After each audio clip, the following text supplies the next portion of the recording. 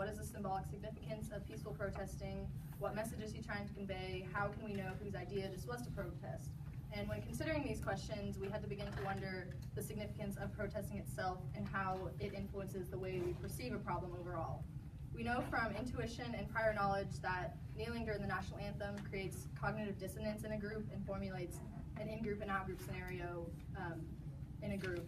Of course, there are limits of what we can know about our real-life situation, as some of the questions mentioned before, but this ultimately led us to our final knowledge question, which is, what roles do protests play in the development of shared knowledge? And other knowledge questions that we considered using that relate to this are, to what extent can one person influence shared knowledge? In what ways do our biases influence how we perceive protests?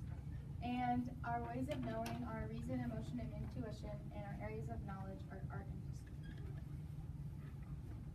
Important terms we must define before exploring this knowledge question is shared knowledge and personal knowledge, as we will be exploring shared knowledge. But personal knowledge is how we have our belief in our knowledge through personal experience, and shared knowledge is the knowledge that goes into one thing. So like, for example, in chemistry there's a bunch of different theories and like formulas that different chemists have found, but it goes to the overall concept of chemistry, and chemistry would be the shared knowledge.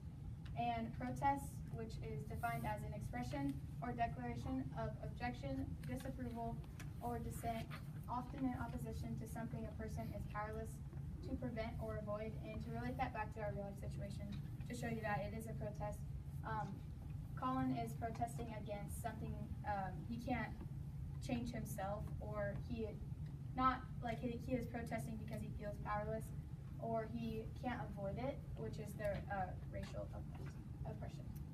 Another kind of key term is just violence itself, and the World Health Organization defines violence as the intentional use of physical force or power, threatened or actual, against oneself, another person, or against a group or community that either results in or has a high likelihood of resulting in injury, death, psychological harm, maldevelopment, or deprivation. And this is just one definition of violence, and it was the most widely used, but because of how violence is perceived in different cultures, there is not necessarily one set one. This obviously talks a lot about physical harm, and in our culture, violence is associated with the physical harm and like they said, the use of physical force or power. But as we see through like maldevelopment and deprivation, not all violence is going to be that purely physical. So we just have to keep that in mind when considering what violence actually is. And to go back to protests for a second, there are many different types of protests, which she touched on, that they don't have to be violent or not violent. There can be both. And we identified Collins as a symbolic display as he kneels during the national anthem as most people stand.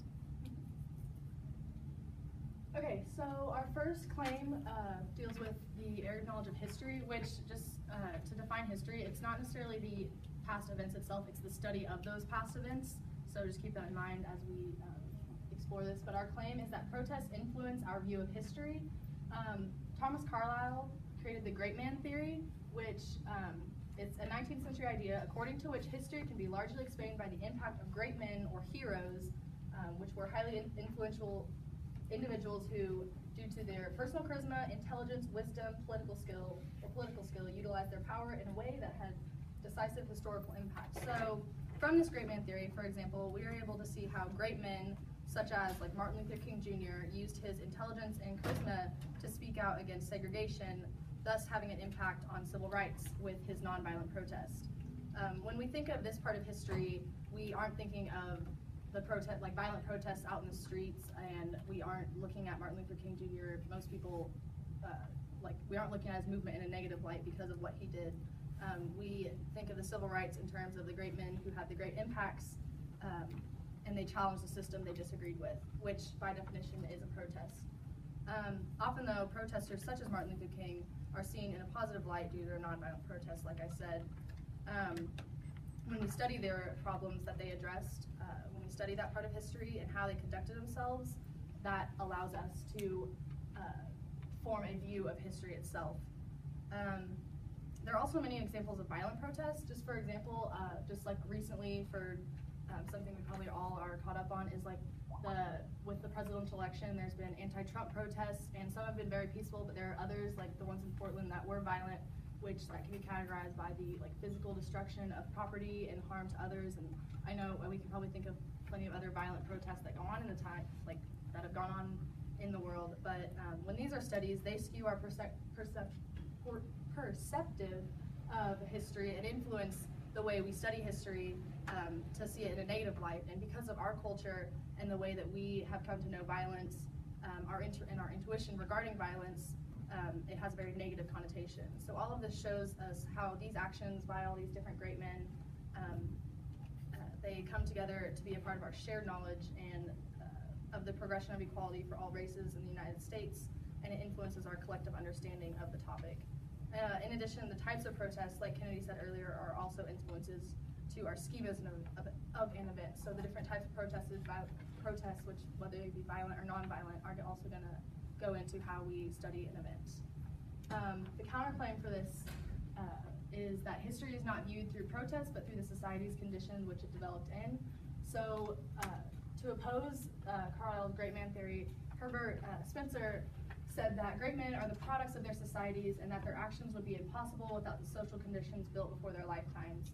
So this is saying that he argues that the great men are created by their societies, and their ideas that they're putting out into the world are, they have been influenced from their societies and what they've seen and what they've been fed about certain like events going on. The protests, violent or peaceful, which they're creating, and the cultural problems that they're addressing stem from their societal conditions and history developed prior to their time. And that our knowledge of this is limited, as we cannot know everything that went into the society that is influencing what they are now going out and either protesting or like opposing. Yeah, and because we'll never be able to know the full effect that their schema, like the full effect of the development of their societies had on their schemas for these events. So our main conclusion is that our view of history is influenced by both protests and the root problem, as they both contribute to our personal and shared knowledge of the historical event. In addition, studying the past without acknowledging protests would skew our view of what actually happened, as well as because protest is an opposition of any given event. And so opposition shapes an event just as much as the root scenario does, because if you don't look at it from both sides of the story, you're only getting a limited amount of knowledge, which can also influence how you perceive a situation. To add on to what she was saying, I should have addressed this earlier, but protests are, we can kind of challenge the definition of protest by considering if you disagree with something and you, for example, it's not like if I don't agree with a certain brand and I don't buy it and I buy another brand, it could be considered that I'm protesting against and like kind of speaking with like money. So keep that in mind when we're considering protests, that you can challenge the limits and the boundaries of what a protest actually is. Yeah, and so then to link this back to our real life situation, Colin Kaepernick uses his media presence to protest against racial oppression, therefore like exerting the great man theory. This will ultimately influence how people are looking back on this event and how they study this part of history in the state of minority rights and how it is developing in our time now. Another example would be how we go back and when we study like Rosa Parks, her protests, we think of like peaceful protests, but that significantly influence our shared knowledge of what symbols stood out in that time and how they addressed problems of that time, and how they were treated, just like Colin's actions are representing what others will see as symbolic when they study this point in history.